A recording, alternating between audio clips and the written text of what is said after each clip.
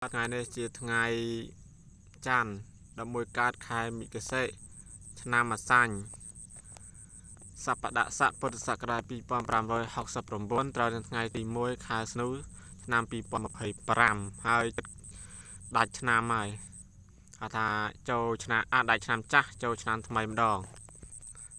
ហើយជីវិតយើងម្នាក់មិនអត់មានថ្មីទេមានតែចាស់ទៅមុខគ្មានថ្មីទេមួយថ្ងៃប្រែប្រួលបន្តិចមួយថ្ងៃប្រែប្រួលបន្តិចដូច្នេះសូមបងប្អូនចូលធ្វើសក្តីល្អឲ្យបានច្រើនមានតែសក្តីល្អទេដែលអាចនៅតាមខ្លួនបានហើយខែនេះជាខែរងាឥឡូវមិនសូវរងាប្រហែលទេ